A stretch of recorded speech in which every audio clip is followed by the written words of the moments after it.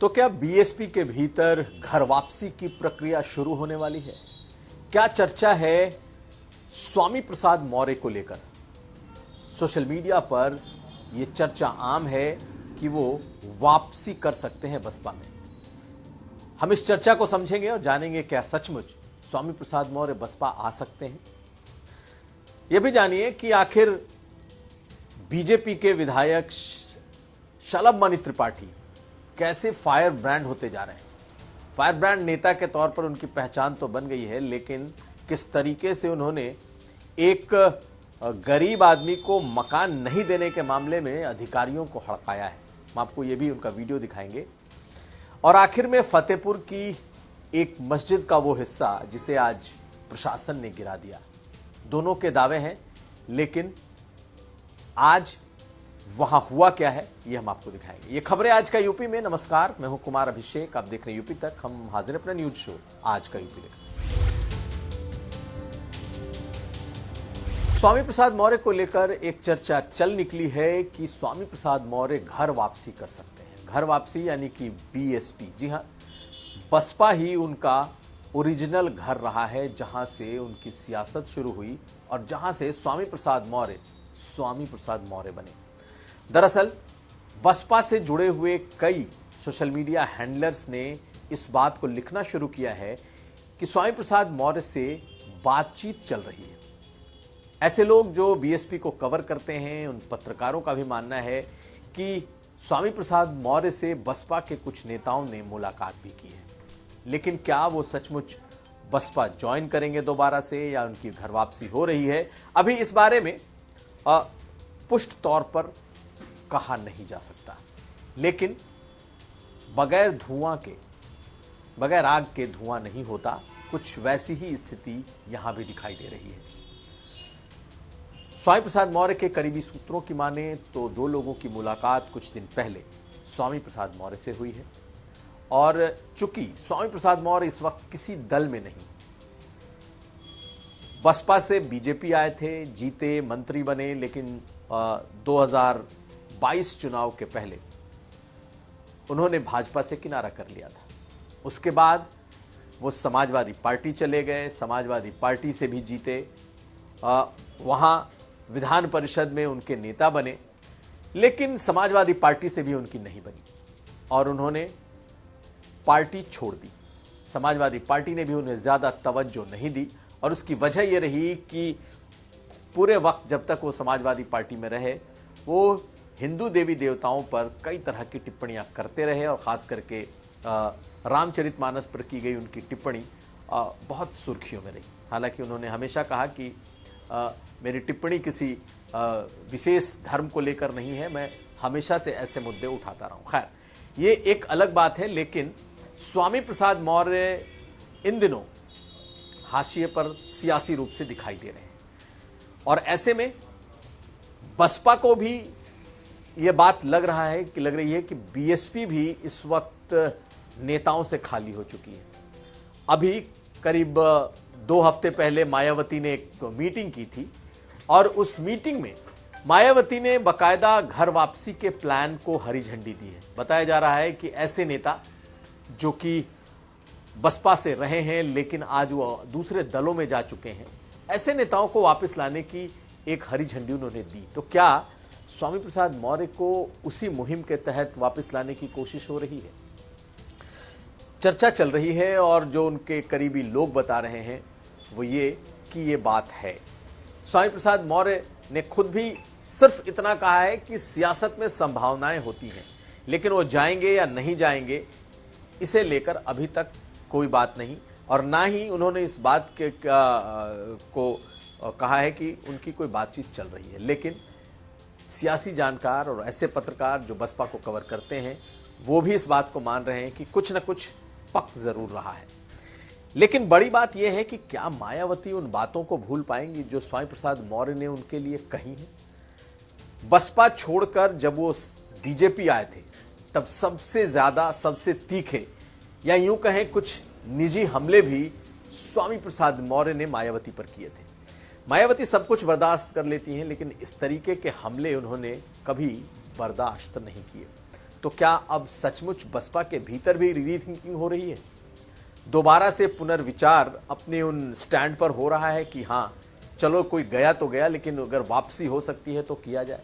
दरअसल बीएसपी के भीतर भी जो बड़े नेता हैं वो लगातार परेशान हैं, और उनकी परेशानी इस बात की है कि बसपा बीएसपी लगातार गिर रही है, उसका वोट शेयर लगातार गिरता जा रहा है, और बड़े से बड़े जो उनके नेता, कोऑर्डिनेटर, ऐसे तमाम लोग इस वक्त परेशान हैं कि आखिर बसपा को कैसे रिवाइव किया जाए, कैसे बीएसपी को वापस उठाया जाए। और उसी के तहत इस घर वापसी का जो प्लान है, ये एक प्लान तैयार हुआ है, लेकिन अभी बहुत इस बारे में जल्दबाजी होगा कहना कि क्या पहला नाम स्वामी प्रसाद मौर्य का ही होगा।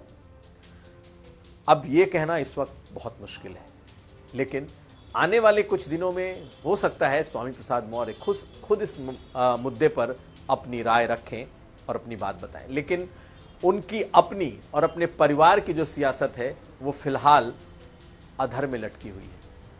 बेटी सांसद थी, बेटे को विधायक बनाने की उनकी बड़ी चाहत है।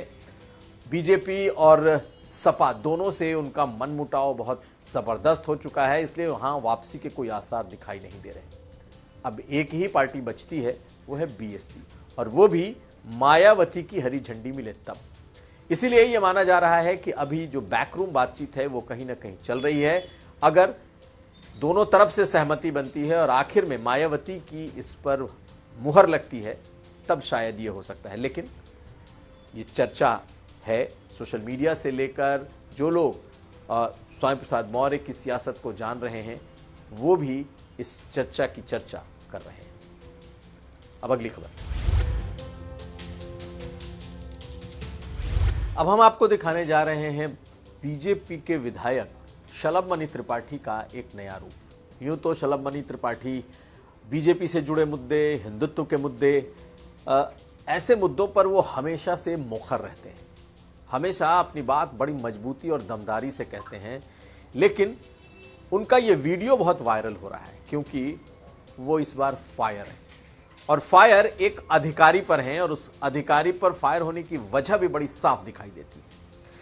दरअसल अनुसूचित जाति का एक नेत्रहीन व्यक्ति शलभ मणि त्रिपाठी के पास एक कंप्लेन लेकर पहुंचता है और कहता है कि जो इलाके के एडीओ हैं उन्होंने जो प्रधानमंत्री आवास है उसकी पात्रता रहते हुए उनका नाम काट दिया है, और वो पात्र होते हुए भी उसे प्रधानमंत्री आवास, मुख्यमंत्री आवास कुछ नहीं मिल पा रहा।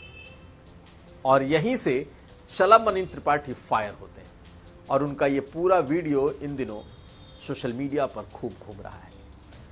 यूं तो अधिकारियों को हड़काने को लेकर सरकार में ऐसे विधायक ही ज्यादातर कर रहे हैं जो सरकार से नाराज होते हैं, वो अधिकारियों को हड़काते हुए देखे जाते हैं।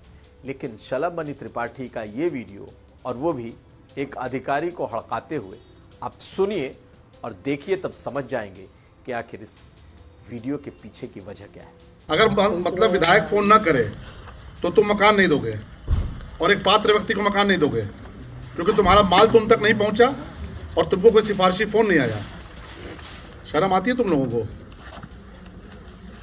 नहीं, ये नेत्रहीन है, अनुसूचित समाज से आते हैं। क्यों तुमने इनका कैंसिल किया? तो तुम्हें सिफारिश के फोन की आवश्यकता क्यों है, मुझे ये बताओ। तुम अपने पिताजी के पैसे से दे रहे हो मकान कि मोदी जी और योगी जी पैसा भेज रहे हैं? सुधर जाओ तुम लोग सुधर नहीं। इतना जेल जा रहे हो, इतना कार्रवाई हो रही है, मतलब एक गरीब आदमी का मकान एक झटके में साइन करते हो, मकान छीन लेते हो। यूं तो ये आपको शलभ मणि त्रिपाठी का नया अवतार लगेगा, लेकिन कुछ इसी तरीके के फायर दिखाई दे रहे हैं शलभ। अगली खबर।